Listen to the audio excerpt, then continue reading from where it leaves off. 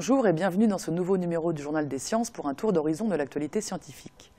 Au programme de ce numéro, des oiseaux avec des plumes aux pattes, une application mobile pour les botanistes amateurs, le saut d'un insecte décomposé image par image et une vente aux enchères exceptionnelle. Avant de voler avec 2 ailes, les oiseaux en avaient peut-être 4.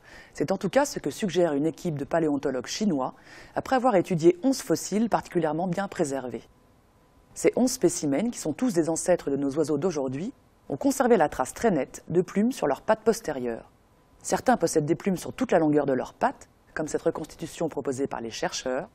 D'autres en ont gardé la trace uniquement sur les tibias. Au fil de leur évolution, les oiseaux auraient ainsi abandonné une partie de leurs plumes pour laisser place à des écailles plus propices à la déambulation terrestre. Pendant une promenade, il arrive souvent de s'interroger sur le nom d'une fleur ou d'un arbre, sans nécessairement trouver de réponse à sa question. Depuis début mars, une application appelée PlanteNet permet d'identifier une plante en quelques instants grâce à son téléphone portable. Il suffit pour cela de la photographier et PlanteNet, grâce à un système de reconnaissance d'images, compare alors le cliché à ceux présents dans sa base de données. En quelques secondes, le nom de la plante est donné et s'il y a un doute, PlanteNet fait plusieurs suggestions.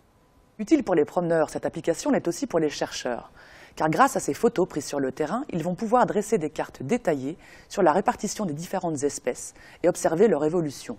Gratuite, cette application est actuellement disponible sur Apple Store et sera proposée en juin sur Android.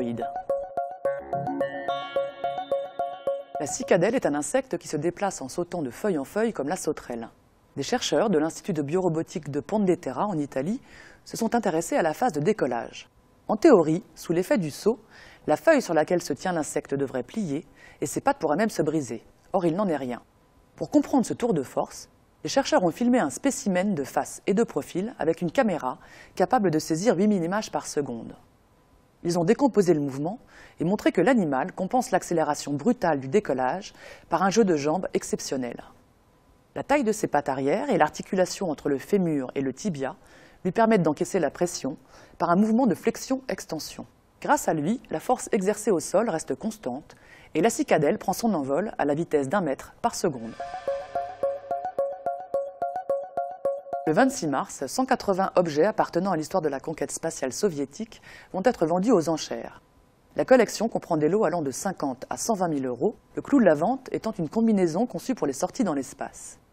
Figurent aussi au catalogue des bottes et des combinaisons d'entraînement, des gants, des casques, des marteaux destinés à être utilisés à l'intérieur et à l'extérieur de la station Mir, une clé de contact pour le lancement des fusées Soyouz et même un sachet de graines ayant flotté dans l'espace. La collection est visible du 24 au 26 mars à l'hôtel Salomon de Rothschild. Le catalogue est également consultable sur Internet et la vente, qui est ouverte au public, sera aussi retransmise sur le web. Si vous souhaitez en savoir plus, rendez-vous sur le site de la maison de vente Cornette de Saint-Cyr, dont l'adresse s'affiche à l'écran.